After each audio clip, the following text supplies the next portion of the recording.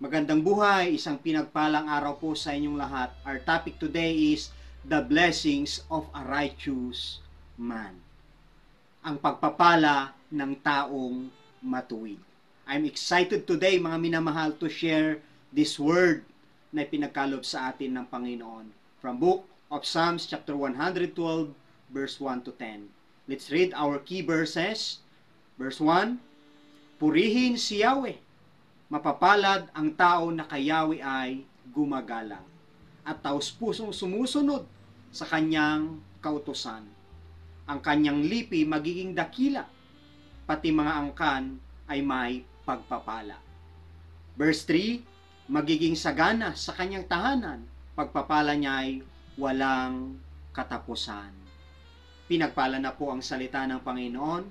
Let us go to the Lord in prayer.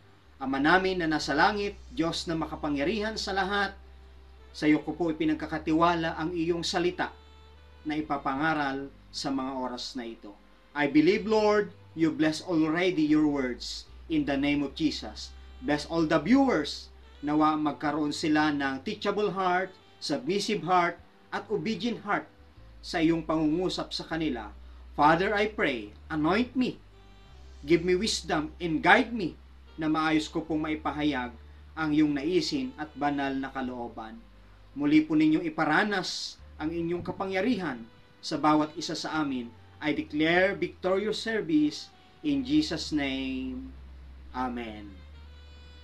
You are blessed, kapatid, dahil ikaw at ako ay minahal ng Diyos, pinatawad ng Diyos, pinalaya mula sa pagkaalipin at kapangyarihan ng kasalanan. Amen? At ang good news dito, mga minamahal, is that God made you righteous. Hallelujah! Ginawa tayong matuwid ng Diyos. Maari iniisip mo, paano nangyari yon, Pastor?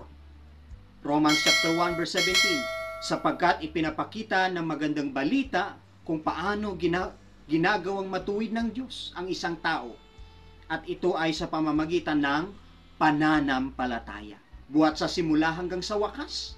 Tulad ng sinasabi ng kasulatan, ang itinuring ng matuwid ng Diyos sa pamamagitan ng pananampalataya ay mabubuhay.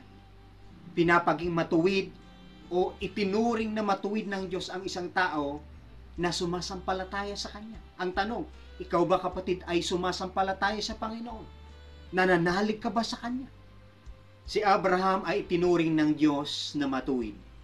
Kay Romans chapter 4 verse 3, si Abraham ay sumampalataya sa Diyos. At dahil dito, siya ay itinuring ng Diyos bilang isang taong matuwid.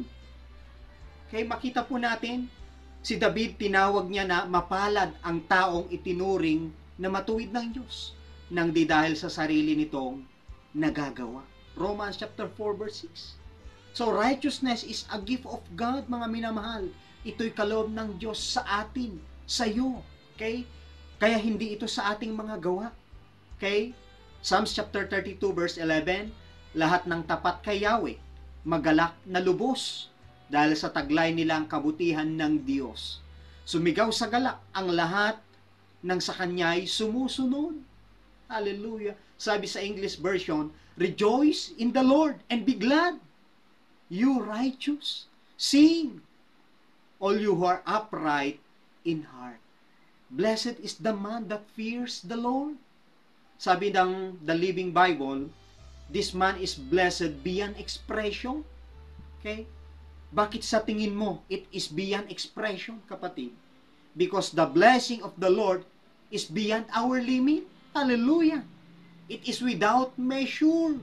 Okay? Hindi ito masusukat.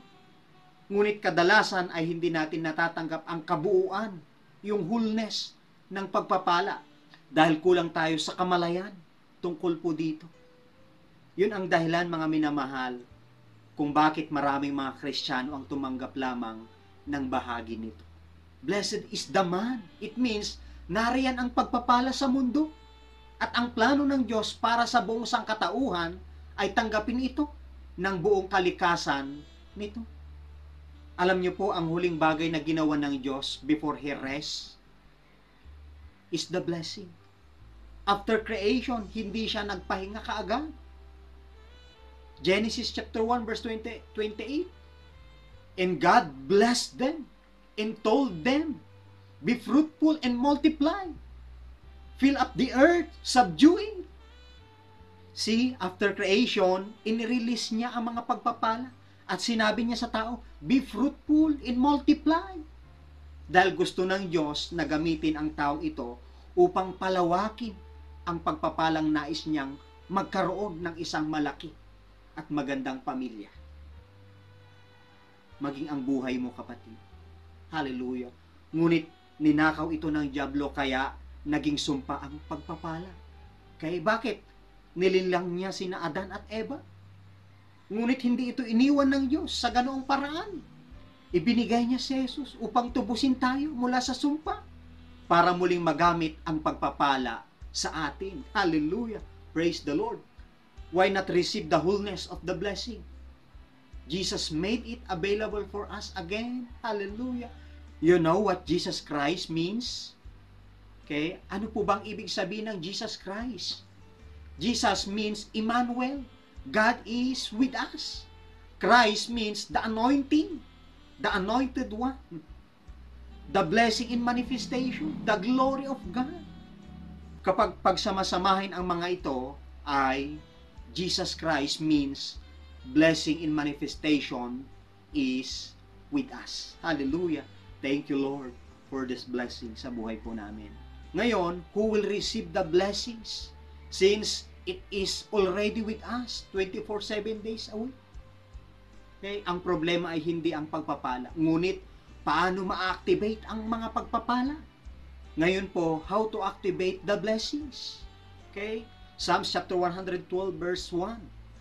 Blessed is the man that fears the Lord, that delights greatly in His commands. What word accompanied the blessings? The commandment of the blessing. Through faith, we can carry the command. And faith is dependent on love. God told us to walk in love. Kung mayroon kang pananampalataya pero hindi ka naman lumalakad ng may pag-ibig, useless din po, kapatid. Dapat pagsamahin po natin yun. Faith in love. Then the blessing works sa mga buhay po natin. Blessed is the man that fears the Lord. Ang sabi ng Proverbs chapter 9 verse 10, the fear of the Lord is the beginning of wisdom, and the knowledge of the Holy One is understanding. Okay, therefore, kung mayroon tayong wisdom ng Diyos, alam natin ang kanyang landas, at alam natin ito ay mabuti. Amen po ba? Mapalad ka, kapatid, na labis na sumusunod sa kanyang utos. Isaiah chapter 48 verse 18, kung sinusunod mo lang ang aking mga utos, pagpapala sana ay dadaloy sa iyo. Hallelujah. Parang ilog na hindi natutuyo ang agos. Tagumpay mo sana ay sunod-sunod. Parang along gumugulong sa dalampasigan. Wow. Who is blessed? Sino ang pinagpala, kapatid? A man that follows God. And if he follows God, he is righteous. Ngayon po, sasagutin natin ang tanong na ito. How does God bless a righteous man? First point po natin, God blesses a righteous man, a healthy family. Sabi ng verse 2, his descendants shall be mighty upon the earth. The generation of the upright shall be blessed. Sabi sa Tagalog, ang kanyang lipi magiging dakila, pati mga angkan ay may pagpapala. Kung tayo ay nalulugod, sumusunod sa utos ng Panginoon, hindi lamang tayo ang uunlad, kapatid. The blessing is extended into our family. Hallelujah. Our generation. God bless us with a healthy family. Amen? Pastor, hindi nga po eh. Ang gulo-gulo nga po. Wasak nga po eh. Parang isinumpa. Pag-pray natin ngayon, kapatid, puputulin na natin ang sumpa na yan sa pangalan ni Jesus. Ano po ang ipinangako ng Diyos kay Abraham? Genesis chapter 12 verse 2, and I will make you a great nation, and I will bless you and make your name great. Pararamihin ko ang iyong mga anak at apo, at gagawin ko silang isang malaking bansa. Pagpapalain kita, at gagawin kong dakila ang iyong pangalan, at ikaw ay magiging pagpapala sa marami. Since na ikaw, kapatid, ay nananampalataya sa Panginoon, the blessing of Abraham is ours. Okay? Ang pagpapala ni Abraham ay atin. Okay? Amen? Dahil lumalakad siya sa katwiran, righteousness, tinawag siya ng Diyos na pinagpala. Ang kanyang pamilya at ang kanyang mga ina po ay pinagpala din. Sabi sa verse 3 ng ating scripture, wealth and riches shall be in his house, and his righteousness endures forever. If we abide in his words, mga minamahal, our house is blessed. Kung tayo ay mananatili sa kanyang salita, ang ating bahay ay pinagpala. Ang ating mga pangangailangan ay natutugunan. Amen po ba? Ang kanyang katwiran ay nanatili magpakailanman. Bakit forever po? Dahil ito ay word-based. At kung ito ay word-based, good judgment is upon the righteous. Hallelujah. John chapter 15 verse 7, kung nananatili kayo sa akin at nananatili sa inyo ang aking mga salita, hingin ninyo ang anumang nais ninyo at matutupad iyon para sa inyo. Remember the story paano winasak ng Diyos ang Sodoma at Gomora? Okay, nakipagtipan siya kay Abraham na kung mayroon man kahit isang matuwid, hindi niya ito sisirain. Ngunit alam ng Diyos na wala kahit isang matuwid ang natitira sa lugar na iyon. Yan ang dahilan kung bakit niya ito sinira. Okay? Same thing could be applied to a family with one believer. Okay? The whole family is blessed because of that one believer.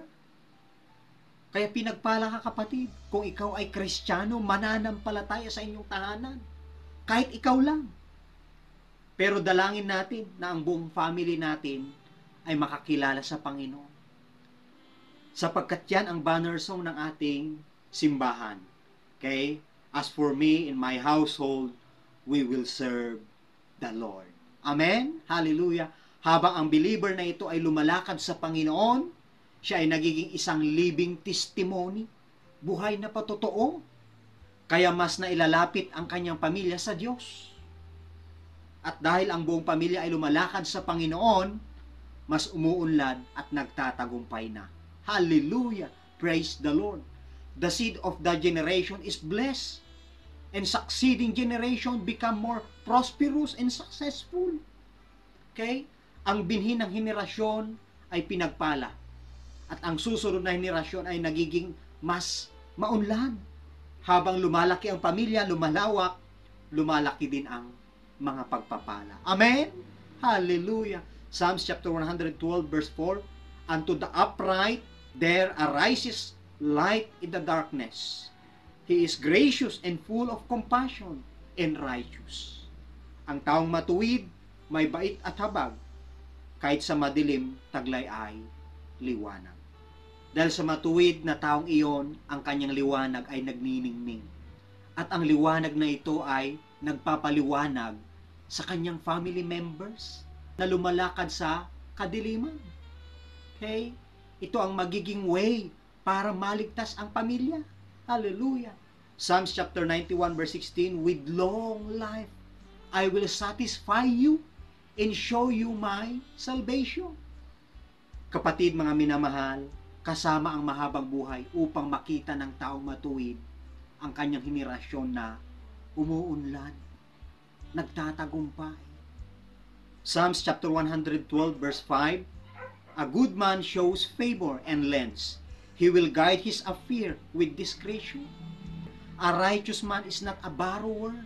He is giver. Amen? He is a man of faith. He is a blessing to others. Amen po? Hallelujah. The blessing of a righteous man is extending to his family. He is blessed and he is also a blessing. Hallelujah. Glory to God. Our second point, mga minamahal, God blesses a righteous man a healthy foundation. Verse 6, surely he shall not be moved forever in everlasting remembrance. God blesses and adds no sorrows in it. Pinagpapala ng Diyos ang matuwid at walang halong kabalisahan ang pagpapala dito. Behind all afflictions, he holds on to God, and God blesses him with a healthy foundation. Hindi natitinag, hindi napapanghinaan ng loob. Verse 7, he shall not be afraid of evil tidings. His heart is fixed, trusting in the Lord. Hallelujah! Whatever situation comes, he endures temptation. He doesn't worry. Only he knows God is his rock. Okay? Alam mo kapatid, isa sa katangian ng righteous man is humbleness. Humbleness o ang pagpapakumbaba ay hindi lamang nangangahulugan, Panginoon, ako ay yuyo ko ng may kababaang loob sa harap ng iyong trono. Humbleness is casting all your cares to God. Cares means worry, unbelief, doubt, fear. Okay? It is saying to God, Lord, I depend on you for everything. Okay? I surrender everything to you. I offer my life to you. Sa iyo lang ako aasa para sa lahat. Tama po ba? See, kahit sa panahon ng mga paghihirap, ang isang taong matuwid ay nakakaranas pa rin ng mga pagpapala. At hindi iyon mapipigilan ni Satanas. Hallelujah! Na maaari niyang gawin na hindi mo matanggap ang mga pagpapala by putting doubt on your heart. Sa palagay mo kapatid, bakit sinasabi sa atin ng Biblia na magalak sa mga panahon ng mga pagsubok? Ito ay dahil mas malaki ang problema, mas malalim tayo sa Diyos, mas nagiging threat, banta tayo kay Satanas. Yun ang dahilan kung bakit dinadala niya ang kanyang best tactics at ang best officials upang nakawin ang pagpapala mula sa iyo. Kaya wag na wag kang papayag kapatid na nakawan ka ng pagpapala. Tama po? Blessed is the man that endures temptation. He exercises his right of crown. James chapter 1 verse 12. Okay? Yung crown of authority. Okay? Binigay na sa atin ng Lord. Kaya nga, resist the devil and he will flee from us. Halimbawa na lang si Esteban. Because God blessed him with a healthy foundation, hindi niya iniisip ang sakit na batuhin siya dahil nakikita niya ang kaluwalhatian ng Diyos. Isa pang halimbawa ay ang baha. Hindi baha ang sumira sa bahay na itinayo sa buhanginan, kundi ang mahinang pundasyon. Tama po? Because we walk according to God's word and His will, Jesus is our foundation. Okay? Dahil lumalakad tayo ayon sa salita ng Diyos, si Jesus lang dapat ang ating pundasyon. Amen po ba? Gaya ng sinabi niya, we are more than conquerors through Him who loved us. Kaya kapatid, ikaw at ako ay mananagumpay, overcomer, triumphant. Amen? We all doomed to victory. Lahat tayo ay napahamak sa tagumpay, kapatid. See, kapag pinagpapala ng Diyos ang isang taong matuwid, hindi niya ito dinaragdagan ng kalungkutan. So our third point, God blesses a righteous man a healthy future. Verse 8, his heart is established. He shall not be afraid. Sa Diyos, hindi na natin kailangang matakot sa masamang balita. Hindi nabubuhay sa pangamba o kung ano mang maaring mangyari. Sapagkat settled na yon sa kanyang isipan na aalagaan siya ni Yahweh. Tama po. He keeps in his mind the promises of the Lord, that He is our shepherd. Sinabi ni David, because the Lord is my shepherd, I have everything I need. Ikaw din kapatid at ako. Hindi siya natatakot, ngunit kalmadong hinarap ang kanyang mga kalaban. Binigyan siya ng Diyos ng pangitain, vision, that in God, there's hope. Kapatid, naiisip mo ba kung ano yung aking ini-imagine? Okay? Yung imagination. Imagination is the place for the image of our hope, vision, dreams, plans. Dito makikita natin ang larawan ng inalis na bundok ng ating ipinagpipray sa Diyos. May magandang plano ang Diyos sa iyo, kapatid. Jeremiah chapter 29 verse 11. Plans to give you hope and a better future. Ngunit ang master plan na ito ay hindi na lihim. Tama po. Sinabi ng Diyos, 2 Corinthians chapter 2 verse 9, nasusulat, hindi pa nakikita ng mata o naririnig ng tainga, ni hindi pa sumasagi sa isip ng tao ang mga inihanda ng Diyos para sa mga umiibig sa Kanya. Yes, totoo po. Okay? Hindi natin alam ang kanyang plano. But because of His grace, sa kanyang biyaya, kaya sabi ng 1 Corinthians chapter 2 verse 10, ngunit ito'y inihayag na ng Diyos sa atin sa pamamagitan ng Espiritu. Kaya sinasaliksik ng Espiritu ang lahat ng bagay, maging ang mga pinakamalalim na bagay na may kinalaman sa Diyos. Praise God. We have the confidence then that when we ask, we receive. Hallelujah. We are assured of wonderful future. Amen po. Tiyak may maganda tayong kinabukasan. It is because God's blessing is not seasonal. Hindi po panapanahon. It is a cycle. Hallelujah. His mercy endureth forever. Hallelujah. Bilang pagwawakas, tignan po natin si Job bilang isang halimbawa. Pinagpala siya ng Diyos. Ginawa siyang pinakamayamang tao sa silangan. Job was tested by Satan. Yet, he remains faithful to God. Okay? Naging tapat siya sa Panginoon. Kaya ibinalik ng Diyos ang lahat ng nawala sa kanya. Doble pa. See?